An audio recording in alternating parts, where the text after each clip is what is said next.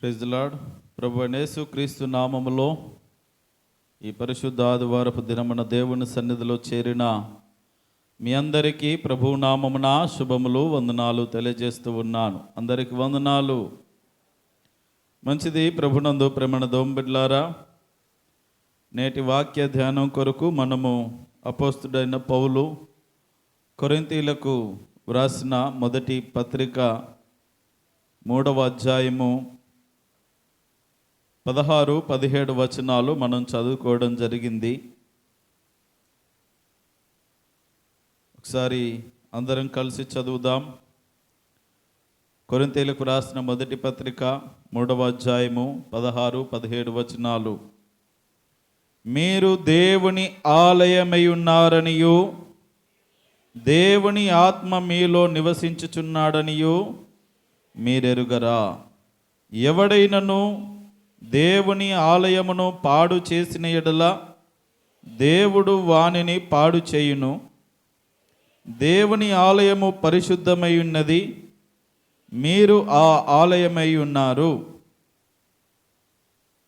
ప్రభునందు ప్రేమణ దోంబిడ్లారా, పౌలు భక్తుడు కొరింథీ ప్రాంతంలో ఉన్నటువంటి సంఘానికి ఈ పత్రిక వ్రాస్తూ ఉన్నాడు. తను సువార్త చేస్తున్నటువంటి కాలంలో ఈ ప్రాంతాన్ని దర్శించాడు. కొరింథీ ప్రాంతానికి వెళ్ళాడు, సువార్త ప్రకటించాడు. చాలామంది ప్రభువును విశ్వసించారు. సంఘముగా ప్రతి ఆదివారం మనలాగా కూడుకుంటున్నారు. అయితే వారు ఆరాధించడానికి ప్రతి వారము ఒక్కొక్క ఇంట్లో కూడుకొని ఒక చోట ఏర్పాటు చేసుకొని ప్రభువును స్తుతించి ఆరాధించి ఈ రీతిగా ఆదివారపు ఆరాధన వాళ్ళు జరిగించేవాళ్ళు. కొన్నాళ్ళు బాగున్నది. తర్వాత ఏంటంటే సంఘంలో చాలా గలిబిలి రేకెత్తించబడింది. సంఘము దేవునికి సంబంధించినది. సంఘము దేవుని క్రీస్తు శరీరము. ఆ సంఘానికి శిరస్సు క్రీస్తు అయి ఉన్నాడు. సంఘమంతా మిగిలిన శరీర భాగములై ఉన్నారు. మరి సంఘము క్రీస్తు అయి ఉన్నప్పుడు క్రీస్తు పరిశుద్ధుడు, సంఘము కూడా పరిశుద్ధంగా ఉండాలి. అయితే జ్ఞాపకం చేసుకున్నట్లయితే సంఘంలో బహు విభిన్నమైనటువంటి భిన్నాభిప్రాయాలు తలెత్తబడ్డాయి. గొడవలు వచ్చాయి సంఘంలో. భక్తులందరూ కూడా తప్పుడు త్రోవలో వెళ్తూ ఉన్నారు. దేవుని ప్రేమకు ఏమాత్రము చోటు లేకుండా ఎవరిష్టం వచ్చినట్లుగా వాళ్ళు బ్రతుకుతూ ఉన్నారు. పేరుకు దేవుని భక్తులుగా ఉంటున్నారు, ఆరాధన చేస్తున్నారు, సంఘ కార్యక్రమాలన్నీ యథావిధిగా నిర్వహిస్తూ ఉన్నారు. దాంట్లో ఏ తేడా లేదు, అంత బాగుంది. కానీ వారి జీవిత వైఖరి, వారి ఆలోచన దృక్పథం అనేది ఏమాత్రము సరైనటువంటి రీతిగా లేనట్టుగా మనము ఈ మొదటి కొరింథీ పత్రికలో చూస్తాం. నీవు గొప్ప, నేను గొప్ప అనేటటువంటి భిన్నాభిప్రాయాలు ఏర్పాటు చేసుకున్నారు. డబ్బున్న వాళ్ళు డబ్బు లేని వాళ్ళను చిన్న చూపు చూడడం ఇక్కడ ఈ సంఘంలో కనబడతా ఉన్నది. తర్వాత విగ్రహారాధన చేస్తూ ఉన్నారు. ఉన్న దేవుని విడిచిపెట్టి ఒక విగ్రహ ఆరాధన చేస్తూ అటు ఆయా దేవతలకు మ్రొక్కుకున్నటువంటి ఆహార పదార్థములను భుజిస్తూ వారి జీవితాలను అపవిత్రపరుచుకుంటున్నారు. తర్వాత జార కార్యములు జరుగుతూ ఉన్నవి. మరి యవనస్తులందరూ కూడా చెడిపోయి విచ్చలవిడిగా మరి బయట జీవిస్తున్నారు అని అంటే పరిస్థితి వేరు. కానీ సంఘములో ఆలయానికి వచ్చి అలాంటి కార్యాలు చేయడం తప్పు కదా. తర్వాత భార్యాభర్తల మధ్యలో సత్సంబంధాలు సరిగా లేవు. ఇక్కడ ఒక ఘోరమైనటువంటి మాట చెప్తాడు పౌలు భక్తుడు. మీలో ఒకడు తన తండ్రి భార్యను ఉంచుకున్నాడంట అని రాస్తాడు. అంటే తల్లితో సమానురాలైనటువంటి ఆవిడను పెట్టుకోవడం మరి ఎంత నీచమైనటువంటి దుర్భరమైనటువంటి పరిస్థితి. ఇవన్నీ ఎక్కడ జరుగుతున్నాయ్యా అని అంటే సంఘములో సమాజముగా కూడుకుంటున్నటువంటి ఆ వ్యక్తుల యొక్క లక్షణాలు ఇవన్నీ కూడా. మనమే సంఘముగా ఉంటున్నప్పుడు మనము చెడిపోతే సంఘము చెడిపోయినట్లే కదా. అందుకని ఈ పనులేంటి, పద్ధతి ఏంటి? మీరెవరో తెలుసా? మీరు దేవుని ఆలయము అని అన్నాడు. దేవునికి మహిమ కలుగును గాక. చదవండి మరలా మాట. మీరు దేవుని ఆలయమై ఉన్నారు. జాగ్రత్తగా వినండి. ఈరోజు నా దేవుడు మన సంఘముతో చేరువచ్చిన మీ అందరితో మాట్లాడుతున్నటువంటి మాట, అలనాడు అపోస్తలుడైన పౌలు కొరింథీ సంఘాన్ని హెచ్చరిస్తూ వ్రాసినటువంటి మాట. ప్రేమన దోంబిడ్లారా, మీరు సామాన్యమైనటువంటి ప్రజలు కాదు. మీరు దేవుని ఆలయమై ఉన్నారు. దేవుని ఆత్మ ఆలయమై ఉన్న మీలో నివసిస్తుంది. జాగ్రత్తగా వినండి. దేవుని సన్నిధి ఎక్కడ ఉంటుందంటే మనందరికీ బాగా తెలుసు. దేవుని మందిరములో, దేవుని ఆలయములో దేవుడు ఉంటాడనేటువంటి ఒక ప్రగాఢమైనటువంటి నమ్మకము ప్రతి భక్తునిలో ఉంటుంది. అవునా కాదా? దేవుని మందిరం అంటే మనం ఎంతో ప్రత్యేకంగా చూస్తాం, పవిత్రంగా చూస్తాం. దేవుని ఆలయము మీరే. ఆ దేవుని ఆలయమై ఉన్న మీలో దేవుని ఆత్మ సంచారము చేస్తుంది. మీలో ఆయన నివాసము చేస్తాడు. కాబట్టి మీరు సామాన్యమైనటువంటి మనుషులు కారు. మీరు దేవుని ఆలయముగా ఉన్నటువంటి వ్యక్తులు గనుక ఆ ఆలయాన్ని మీరు పాడు చేయొద్దు. మన భారతీయ సంస్కృతి ప్రకారముగా కానీ మరి ఏ దేశములైనా కానీ ఆలయము అనగానే, దేవుని మందిరం అనగానే చాలా భక్తి భావంతో మనం ఉంటాం. అవునండి. ఇప్పటికీ కూడా మనము మందిరంలోనికి ఇప్పుడు ఆదివారం వచ్చామంటే మొట్టమొదటిగా మందిరానికి వెళ్తున్నామనే తలంపు మనలోనికి రాగానే మనం ఏం చేస్తామంటే మనల్ని మనము సిద్ధపరచుకుంటాం. అయ్యో, దేవుని మందిరానికి వెళ్తున్నాం, ఎలా పడితే అలా వెళ్ళకూడదు, స్నానము చేసి వెళ్ళాలి. అవునా? ఉతికిన బట్టలు వేసుకొని చక్కటి దుస్తులు ధరించి వెళ్ళాలి. లేకపోతే దేవునికి కోపం వస్తుంది, లేకపోతే అది మంచిది కాదు, అది పరిశుద్ధమైన స్థలము అని మనం భావిస్తూ ఉంటాం. అందుకని మనం ఏం చేస్తామంటే శుభ్రంగా స్నానం చేసి దేవుడు మనకిచ్చిన కలిగిన దాంట్లో నుండి కాస్త ఉతికిన బట్టలు ధరించుకొని చక్కగా సిద్ధపడి శరీరాలను అలంకరించుకొని చక్కగా బైబిల్ గ్రంథాన్ని చేతబట్టుకొని చెప్పులు వేసుకొని వచ్చి చెప్పులతో మందిరంలోనికి ప్రవేశిస్తామా?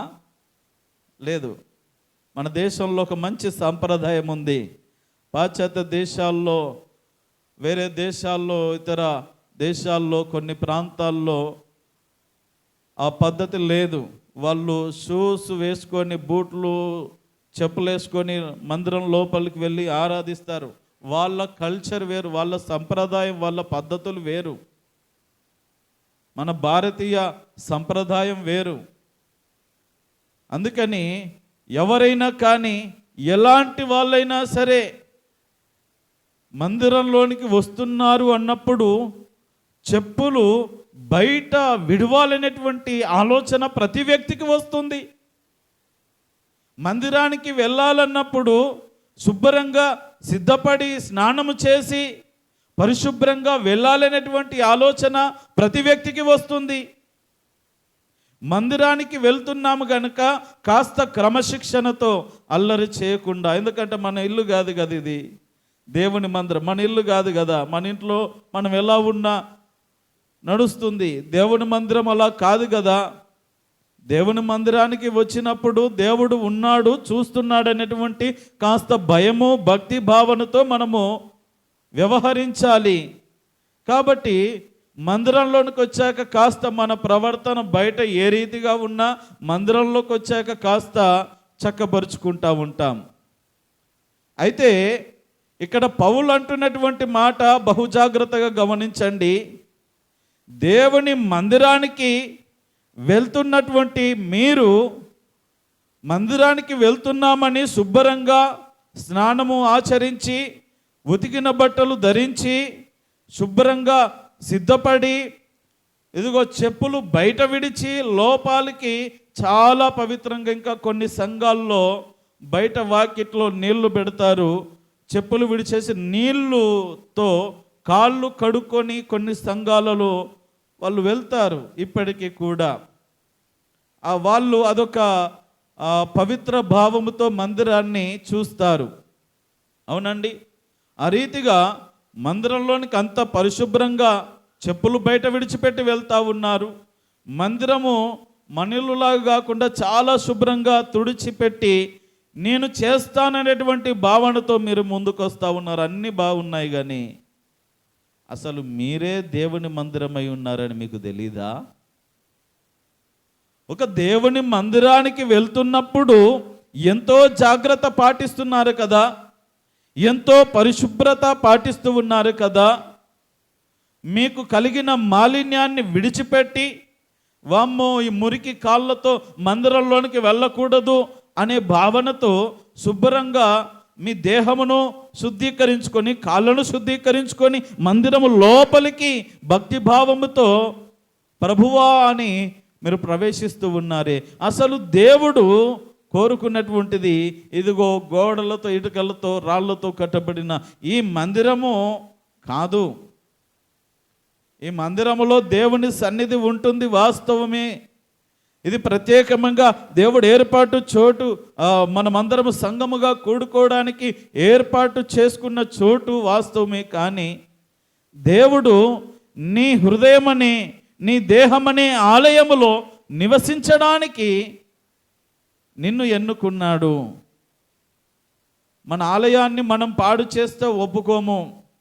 ఎవరన్నా చెప్పులేసుకొని రండి, మీరు ఊరుకుంటారా? బుద్ధి లేదా?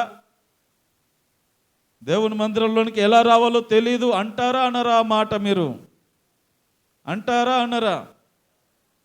అంటారు కదా. ఇప్పుడు దేవుడు నిన్ను అడిగితే, ఏమయ్యా అమ్మా, నువ్వు దేవుని ఆలయమై ఉన్నావు గనుక, దేవుని ఆలయముగా నీవు ఉన్నావు కదా, మరి నీ ఆలయాన్ని పాడు చేసుకొని వచ్చావేంటి? నీ ఆలయం అంతా మురికిగా ఉన్నదేంటి? నీ జీవిత విధానం అంతా పద్ధతిగా లేదేంటి? అపవిత్రంగా ఉన్నదేంటి అని ప్రశ్నిస్తే ఈరోజున నీ సమాధానం ఏంటి? చాలా సందర్భాల్లో ప్రేమైన దేవుని బిడ్డలారా, ఇదిగో ఈ బయట ఉన్నటువంటి వాతావరణాన్ని దృష్టిలో పెట్టుకొని మన లోపల విషయాలను, మన అంతరంగ స్వభావాన్ని మనము సరి చేసుకోలేకపోతా ఉన్నాం. మన చుట్టూ ఉన్నటువంటి పరిసరాలు శుభ్రం చేస్తూ ఉన్నాం, ఇవి బాగుండాలి. ఆదివారం రాగానే చాలా చక్కగా లోపలంతా మందిరాన్ని శుభ్రం చేస్తూ ఉన్నాం, శుభ్రంగా మనము స్నానం చేస్తూ ఉన్నాం, మనము శుభ్రపరచబడుతూ ఉన్నాం. చెప్పులు బయట అవి అపవిత్రతకు పాపానికి సాదృశ్యముగా భావించి, మలినమైనవిగా భావించి వాటిని బయట పెట్టేస్తూ ఉన్నాం. నీ కాళ్ళకు వేసుకున్న చెప్పులను బయట పెట్టి లోపలికి వస్తున్నావే. నీ అంతరంగంలో ఉన్నటువంటి మాలిన్యాన్ని బయటపెట్టి లోపలికి ఎందుకు రాలేకపోతా ఉన్నావు? నీలో ఉన్నటువంటి చెడు స్వభావము, చెడు ఆలోచనలు, చెడు వైఖరిని నువ్వు విడిచిపెట్టి పరిశుద్ధ హృదయముతో దేవుని ఎందుకు ఆరాధించలేకపోతా ఉన్నావు? మీకు తెలీదా మీరు దేవుని ఆలయమై ఉన్నారని? మీరు మీ సొత్తు కారు అని మీకు తెలియదా? ఇదే కొరింథీ పత్రికలో 6వ అధ్యాయంలో రాస్తాడు. 6వ అధ్యాయము తీయండి, 19-20 వచనాలు. మీ దేహము దేవుని వలన మీకు అనుగ్రహించబడింది, మీలోనున్న పరిశుద్ధాత్మకు ఆ దేహం ఆలయమై ఉన్నది, మీరు మీ సొత్తు కారు, మీరు విలువ పెట్టి కొనబడిన వారు గనుక మీ దేహముతో దేవుని మహిమపరచండి. ఆ దేహములోనే ప్రభువు ఉంటాడు. ప్రభువు ఉండే స్థలం ఎలా ఉండాలి? ఇందాక చెప్పాను కదా, మన ఇంటిని దేవుని మందిరాన్ని ఒక రీతిగా చూడం. ఎందుకంటే మన ఇల్లు వేరు. మనం అక్కడ ఏం చేసినా ఎలా జీవించినా అది కుదురుతుంది. ఇది దేవుని ఇల్లు, దేవుని మందసము ఉండేటటువంటి, దేవుని సన్నిధి ఉండేటటువంటి, దేవుని పరిశుద్ధత, ఆయన కనుదృష్టి ఉండేటటువంటి ప్రదేశము ఎంతో శుభ్రంగా, చాలా పవిత్రంగా ఉండాలని మనం భావించి అన్ని రీతులుగా మనం సిద్ధం చేస్తూ ఉంటాం, ఏర్పాట్లు చేస్తూ ఉంటాం, చక్కగా సర్దుబాటు చేస్తూ ఉంటాం. మనము కూడా మందిరంలోనికి వచ్చేటప్పుడు అంత చక్కగా మనము బాహ్య సంబంధమైనటువంటి పరిశుభ్రతను పాటిస్తూ ఉన్నాము, కానీ అంతరంగ సంబంధమైనటువంటి పరిశుద్ధత ఎక్కడుంది రోజున? ప్రేమన దోం బిడ్డలారా, జ్ఞాపకం చేసుకుందాం. మీరు దేవుని ఆలయమై ఉన్నారు, కానీ మీరు ఆలయాన్ని పాడు చేస్తూ ఉన్నారు. దేవుని ఆలయాన్ని మీరు పాడు చేస్తూ ఉన్నారు. ఇష్టానుసారంగా బ్రతుకుతున్నారు, తినకూడనివి తింటున్నారు, తెచ్చుకొని రోగాలు తెచ్చుకుంటా ఉన్నారు, తాగకూడనివి తాగుతూ ఉన్నారు, చేయకూడని పనులు చేస్తూ ఉన్నారు. అన్ని చేసి పాపమంతా మూట కట్టుకొని లోపల పెట్టుకొని ఆదివారం వచ్చి నెలకొకసారి వచ్చి ప్రభువానికి స్తోత్రములను దీవించిన ఆయన అని ప్రార్థన చేస్తూ ఉన్నారు. అసలు మీలో నివసించడానికి మీరు నాకు స్థలం ఇవ్వడం లేదే. మీ ఆలయాన్ని ఈ బయట ఉన్నటువంటి ఆలయాన్ని శుభ్రపరచిన రీతిగా మీ అంతరంగాన్ని శుభ్రపరచడం లేదే. మీకు తెలీదా దేవుని ఆలయమై ఉన్నారని? మీలో దేవుని ఆత్మ, పరిశుద్ధాత్మ దేవుడు నివసిస్తాడని తెలీదా?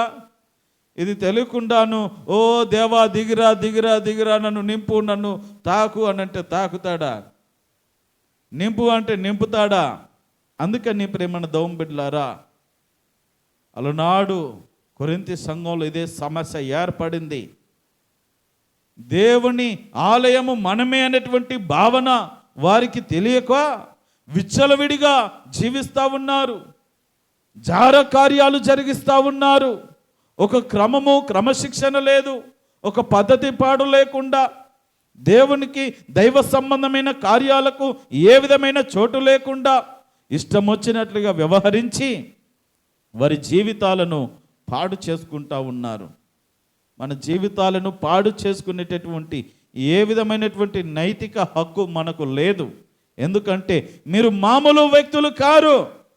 ఈ రోజున మందిరంలో చేరి ప్రభువును ఆరాధిస్తూ ఉన్నారంటే దేవుడు మిమ్మల్ని వెలపెట్టి కలువరి సిలువలో భూమికి ఆకాశం మధ్యగా ఆ కొయ్య మీద వ్రేలాడి తన పరిశుద్ధ రక్తమంతా చిందించి ఆ రక్తము చేత నిన్ను విమోచించి తన సొత్తైన ప్రజగా నిన్ను చేసుకున్నాడు.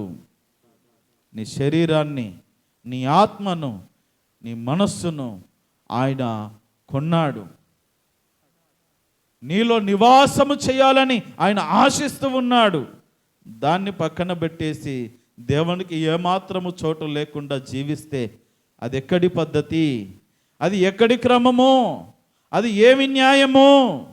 కాబట్టి మీరు తెలుసుకోవలసిన ఆత్మీయ సత్యం ఏంటయ్యా అంటే, మీరు దేవుని ఆలయము, మీరే దేవుని మందిరము. మన మందిరాన్ని శుభ్రం చేసుకోవాలి. మందిరము ఎప్పుడు కూడా పరిశుభ్రంగా ఉండాలి, పరిశుద్ధంగా ఉండాలి. ఆలోచనలన్నీ శుద్ధీకరించబడాలి, తలంపులన్నీ శుద్ధీకరించబడాలి.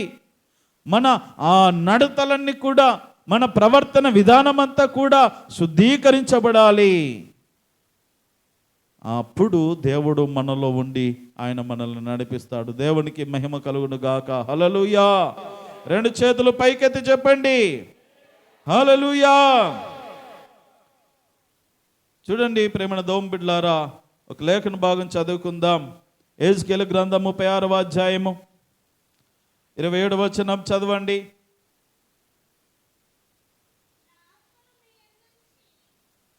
నా ఆత్మను మీ యందుంచి నా కట్టడలను అనుసరించి వారిగాను నా విధులను గైకొని వారిగాను మిమ్మల్ని చేస్తాను. దేవుడు తన ప్రజలతో మాట్లాడుతున్నటువంటి మాట ఏంటంటే, నా ఆత్మను ఎక్కడ ఉంచుతానన్నాడు? మీరు కట్టించిన మందిరములో ఉంచుతానన్నాడా?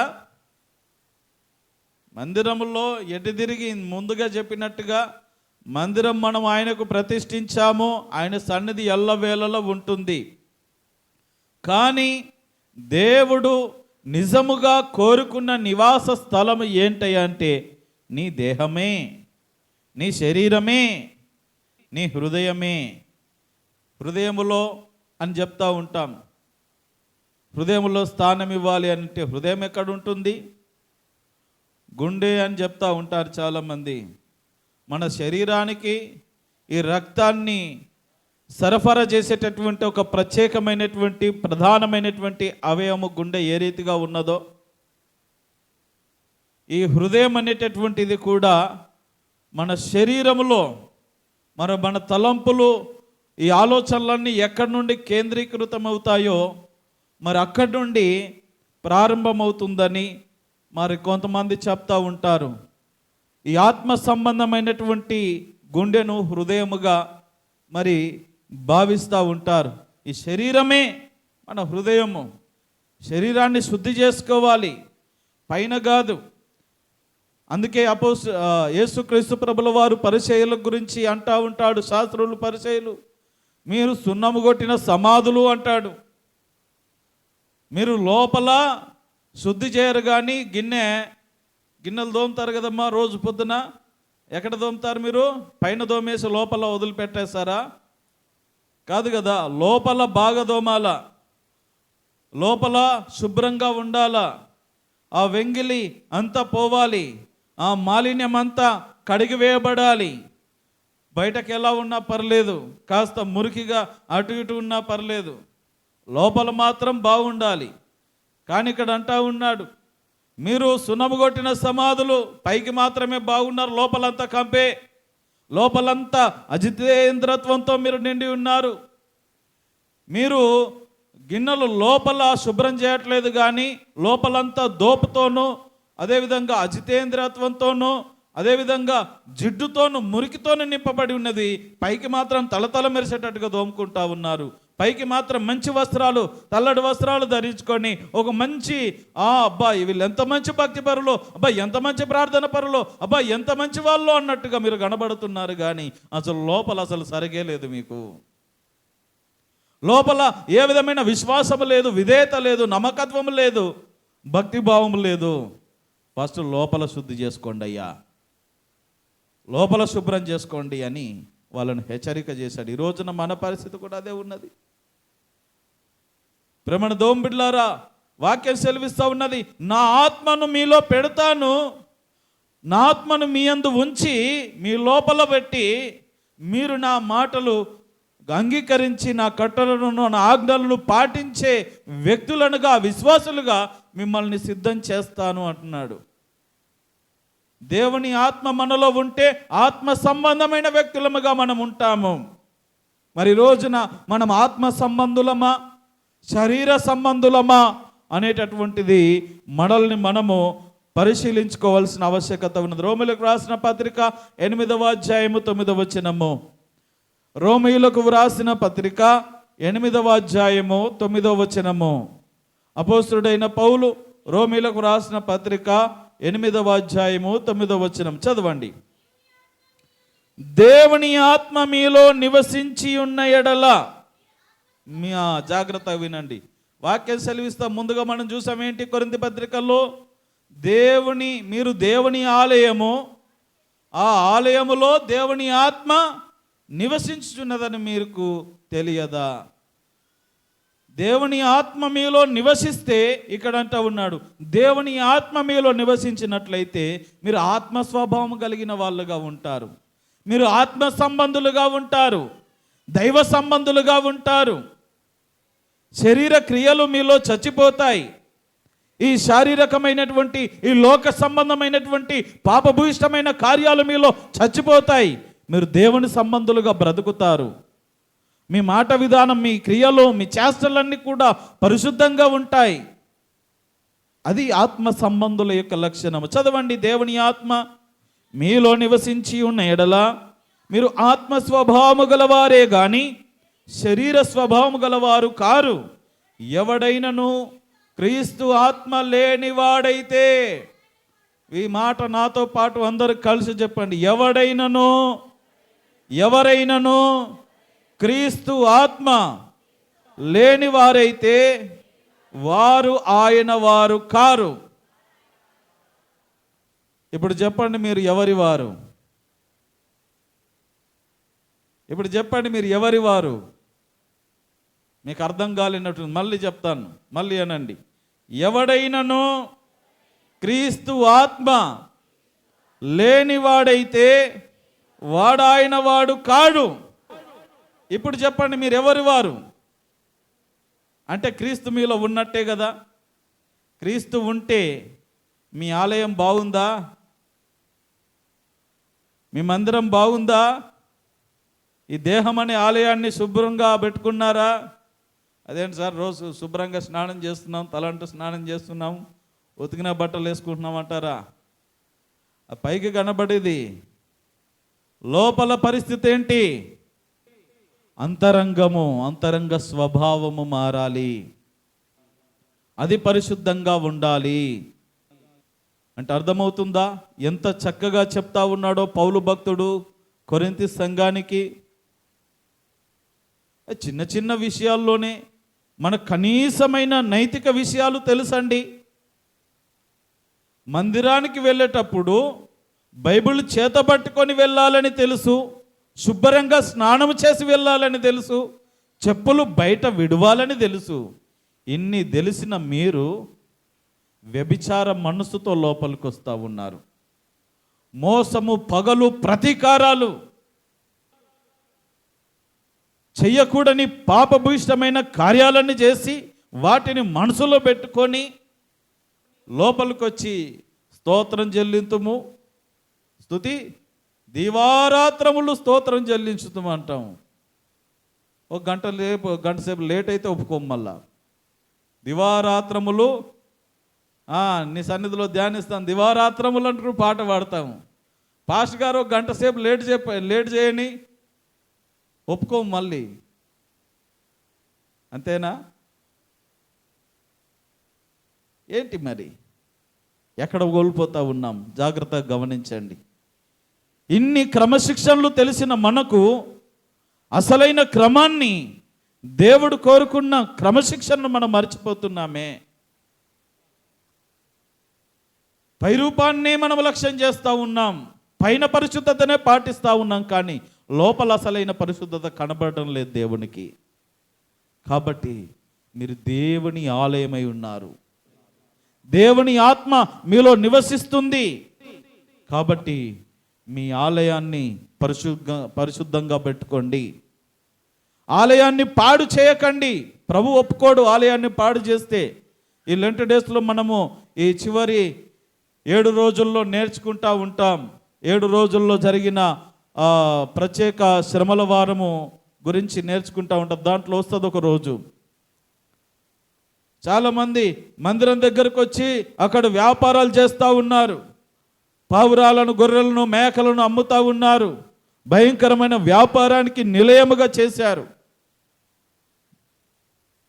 ఇది దేవుని మందిరం అని మీకు తెలీదా? దేవుని మందిరాన్ని వ్యాపారపు నిలయముగా మీరు చేశారు. ఇక నుండి వెళ్ళిపోండి వాళ్ళ బల్లలు వారి అందరినీ వెళ్ళగొట్టిన సందర్భాన్ని మనం అక్కడ చూస్తాం. యేసు ప్రభుల వారు ఒప్పుకోలేదు. అక్కడ దేవుని ఆలయాన్ని పాడు చేస్తూ ఉంటే ఆయన ఒప్పుకోలేదు. మరి ఇప్పుడు ఆలయమే నీవైనప్పుడు నిన్ను నీవు పాడు చేసుకుంటే ఎలా ఒప్పుకుంటాడు? కాబట్టి మన ఆలయముగానే ఉండాలి, పరిశుద్ధంగా ఉండాలి, పవిత్రంగా ఉండాలి. ఆ ప్రభువు మనలో నివాసించే నివాస యోగ్యమైన స్థలముగా మనము నిర్మాణము చేసుకోవాలి. దేవునికి మహిమ కలుగును గాక. హల్లెలూయా. కాబట్టి ప్రభువునందు ప్రేమణ దౌం బిడ్డలారా, జ్ఞాపకం చేసుకుందాం. చదవండి. కొరింథీయులకు రాసిన మొదటి పత్రిక 2వ అధ్యాయము 5వ వచనము. మొదటి పేతురు పత్రిక 2వ అధ్యాయము 5వ వచనం. పేతురు రాసిన మొదటి పత్రిక 2వ అధ్యాయము 5వ వచనము. యేసుక్రీస్తు ద్వారా దేవునికి అనుకూలములగు ఆత్మ సంబంధమైన బలులర్పించుటకు పరిశుద్ధ యాజకులుగా ఉండునట్లు మీరును సజీవమైన రాళ్లవలి నుండి ఆత్మ సంబంధమైన మందిరముగా కట్టబడుచున్నారు. మనం ఎలా కట్టబడుతున్నాము? ఆత్మ సంబంధమైన రాళ్ల వలె దేవుని ఆలయముగా, ఆత్మ సంబంధమైన మందిరముగా మనము కట్టబడుతున్నాము. మరి మందిరం ఎంత పరిశుద్ధంగా ఉండాలి, ఎంత పవిత్రంగా ఉండాలి? మనకు చాలా క్రమాలు తెలుసు, తెలియదని కాదు, కానీ అసలు గుర్తుంచుకోవలసిన వాటినే మనం మర్చిపోతూ ఉన్నాం. ఈ బైబిల్ గ్రంథము అనగానే మనకెంతో పవిత్రంగా భావిస్తూ ఉంటాం దేవుని వాక్యమని. నిజంగా చాలా పవిత్రమైనది.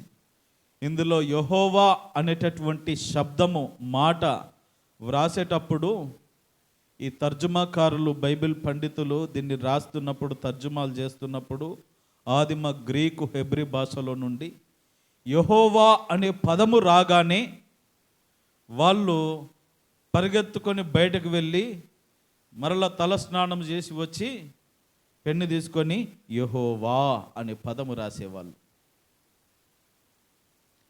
యెహోవా అనే పదము ఎన్నిసార్లు పాత నిబంధన గ్రంథంలో ఉన్నదో అన్నిసార్లు వాళ్ళు ఆ పదము రాయడానికి వాళ్ళు ఖచ్చితంగా పరిగెత్తుకొని వెళ్ళి బయట గంగాళంలో నీళ్లు రెడీగా పెట్టేసుకొని టపేకన నీళ్లు పోసేసుకొని శుభ్రంగా వచ్చి పరిశుభ్రంగా మాట రాసేవాళ్ళు.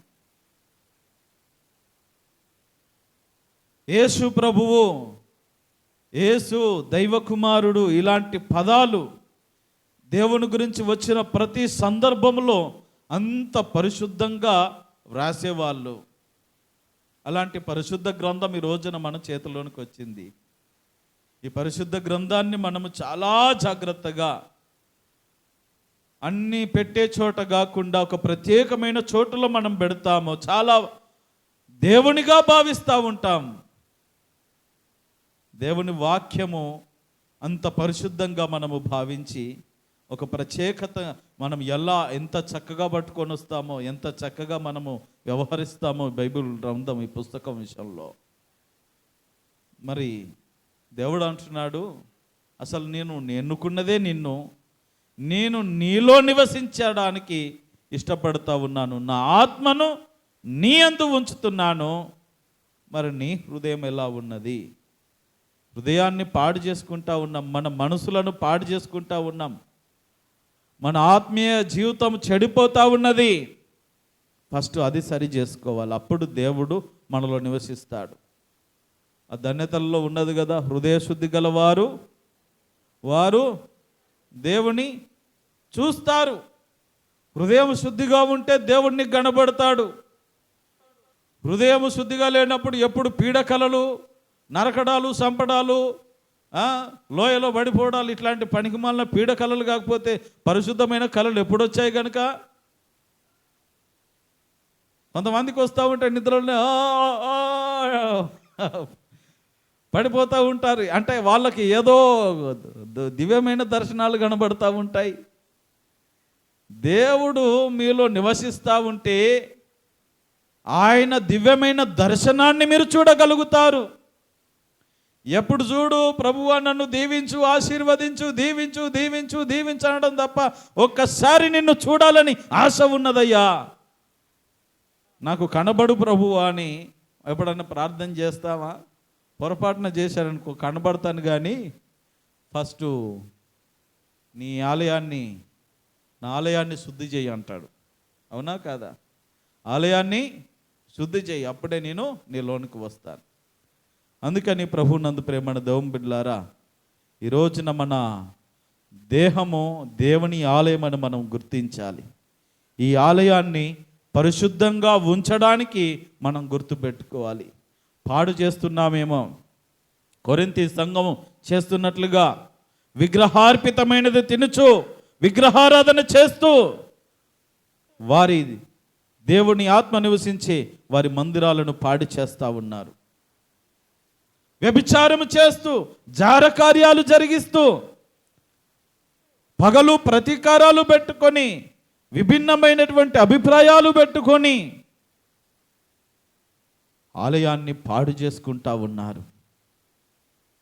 అందుకే దేవుడు పౌలు ద్వారా మాట్లాడుతూ ఉన్నాడు, మీరు మామూలు వ్యక్తులు గారు, మీరు విలువబట్టి కొనుక్కున్నానయ్యా మిమ్మల్ని, మీరు నాకు కావాలి, మీరు నా సొత్తు, మీ ఇష్టం వచ్చినట్లుగా మిమ్మల్ని మీరు పాడు చేసుకునే రైట్స్ ఎవరిచ్చారు మీకు?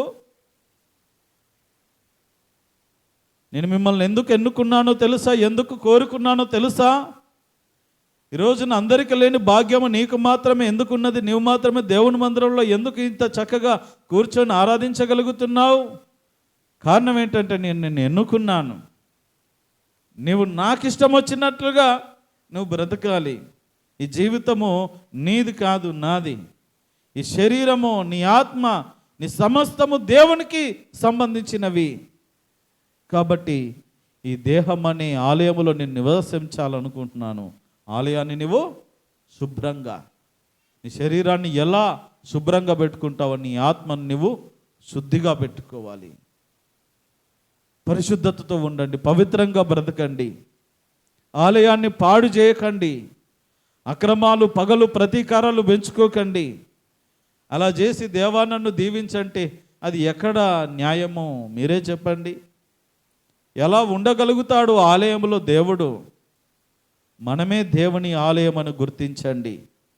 ఈ ఆలయాన్ని ఎంతో శుభ్రంగా పెట్టుకుంటాం, ఏ వస్తువు ఎక్కడ ఉండాలో అక్కడే పెడతాము. ఇంత క్రమశిక్షణ తెలిసిన మనకు అసలైన క్రమాన్ని మర్చిపోతే ఎలాగో? దేవుడు నాలోనే నివసిస్తాడు కదా.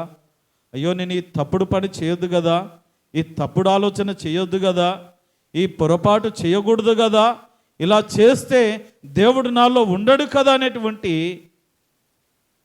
ఆ జ్ఞానము కలిగిన వారై, ఆ పరిశుద్ధాత్మకు నేను ఆలయమై ఉన్నానని ప్రతి వారు గుర్తించుకొని హృదయాలను, మన అంతరంగాన్ని, మన క్రియలను, మన చూపులను, మన సమస్త వైఖరిని సరి చేసుకొని ఆలయాన్ని పాడు చేయకుండా పరిశుభ్రంగా పెట్టుకోవడానికి ప్రయత్నము చేయాలి.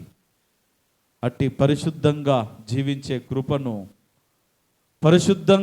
పరిశుద్ధమైన రాళ్ళ వలె దేవుని నివాసమైన మందిరముగా కట్టబడుటకు దేవుడు మీ అందరికీ కృప చూపును గాక. ప్రార్థన చేసుకుందాం. తలలు వంచండి, కళ్ళు మూసుకొనండి. ప్రతి ఒక్కరూ తలలు వంచండి, కళ్ళు మూసుకొనండి. ప్రేమణ దేవుని బిడ్డలారా, ఒకసారి విన్న మాటలు జ్ఞాపకము చేసుకుందామా? పౌలు భక్తుడు కొరింథీ సంఘాన్ని హెచ్చరిస్తా ఉన్నాడు. మీరు దేవుని ఆలయమై ఉన్నారని మీరు ఎరుగరా? దేవుని ఆత్మ మీలో నివసించుచున్నాడని మీకు తెలియదా? మనందరికీ తెలుసు కదా, దేవుడు ఆలయములోనే, మందిరములోనే ఉంటాడని. అందుకే కదా మందిరాన్ని ఎంతో పవిత్రంగా చూస్తాము. మందిరానికి వచ్చేటప్పుడు చక్కగా పరిశుభ్రతతో వస్తాము, చెప్పులు బయట విడిచిపెడతాం. మరి మందిరంలోనికి వస్తున్నప్పుడు నీ ఆలోచన ధోరణి ఎందుకు బయట విడిచిపెట్టట్లేదు? మందిరానికి వస్తున్నాను కదయ్యో, నేను ఈ రోజున తప్పుడు ఆలోచన కలిగి ఉన్నాను, దీన్ని తొలగించుకుంటాననే ఆలోచన ఎందుకు రావట్లేదు నీకు? అయ్యో మందిరానికి వెళ్తా ఉన్నాను, ఈ రోజున నేను అనుకూడని మాటలు అన్నాను, చేయకూడని కార్యాలు చేశాను, నేను ఎలా అడుగు పెట్టాలి ఈ అపవిత్రమైన స్థితిలో అనేటటువంటి ఈ అంతరంగాన్ని సరిచేసుకోకుండా, అపవిత్రతను తీసుకోకుండా మందిరంలో అడుగు పెడతా ఉన్నావే, దేవుని ఆలయాన్ని పాడు చేస్తున్నావే నీ ఆలోచనల ద్వారా, నీ తలంపుల ద్వారా, నీ క్రియల ద్వారా. మరి దేవుడు నిన్ను కూడా పాడు చేస్తాడు, జాగ్రత్త. దేవుని ఆలయాన్ని ఎవరైనా పాడు చేస్తే దేవుడు వారిని పాడు చేయనని వాక్యం సెలవిస్తా ఉన్నది. మీరే ఆ దేవుని మందిరం అని గుర్తించండి. రోజున పరిశుద్ధంగా జీవించడానికి మీ మాటలు, మీ క్రియలు, మీ చేష్టలు, మీ తలంపులు, మీ జీవిత వైఖరంతా కూడా సరైనటువంటి రీతిగా పరిశుద్ధంగా ఉండడానికి సిద్ధం చేసుకోండి. అప్పుడే దేవుడు మీ యందు నివాసం ఉంటాడు, మిమ్మల్ని దీవిస్తాడు, మీ ప్రార్థన ఆలకిస్తాడు, తన దివ్యమైన దర్శనాలను మీకు అనుగ్రహిస్తాడు. కాబట్టి ప్రభువా, నన్ను శుద్ధి చేయము నాయనా.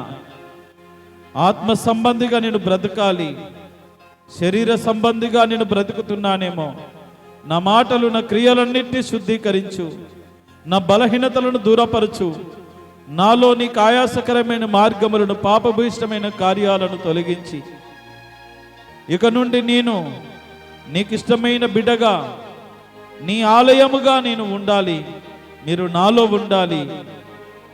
అట్టి రీతిగా నీ సహాయము నాకు దయచేయమంటూ ప్రతి ఒక్కరూ వేడుకొనండి, ప్రార్థించండి, దేవుని సన్నిధిలో అడగండి.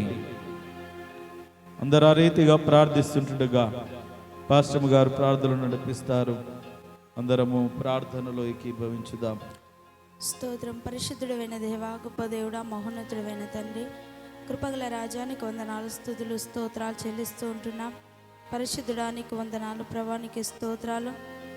గత ఉదయ కాలం నుండి నీ సన్నిధిలో గడిపే భాగ్యమును మాకు ఇచ్చిన దేవాన్ని స్తోత్రాలు. ఇంతవరకు పాటల ద్వారా నేను మహింపరిచినాము దేవా. వాక్యం ద్వారా మీరు మాతో మాట్లాడారు, అందుకనికే స్తోత్రాలు చెల్లిస్తూ ఉంటున్నాం. అవును దేవాన్ని స్తోత్రాలు తండ్రి. ప్రభా తండ్రి, మా హృదయములు తండ్రి నీ మందిరము తండ్రి నీ ఆలయమే ఉన్నది దేవాన్ని స్తోత్రాలు. మా హృదయాలను శుద్ధి చేసుకున్నట్టుకు నీ కృపను అనుగ్రహించండి తండ్రి, నీ స్తోత్రాలు. గడిచిన దినముల నుండి ప్రభా ఏ విధమైన జీవితంలో జీవించామో అయ్యా తండ్రి, ఏ ఆలోచనలో ఆలోచించామో తండ్రి ప్రభా తండ్రి, నీకు ఇష్టమైన ఆలోచనలు తండ్రి, నీకు ఇష్టమైన జీవితము మాలో లేనట్లయితే ఈ క్షణం నుండి తండ్రి విన్న వాక్యము ద్వారా తండ్రి కదిలించబడి నీకు ఇష్టమైన జీవితమును జీవించే కృపను ప్రతి ఒక్క బిడ్డకును దయచేయండి దేవాన్ని స్తోత్రాలు. నీ ఆత్మచేత నడిపించబడటకు మీరు సహాయమును దయచేయండి దేవాన్ని స్తోత్రాలు తండ్రి.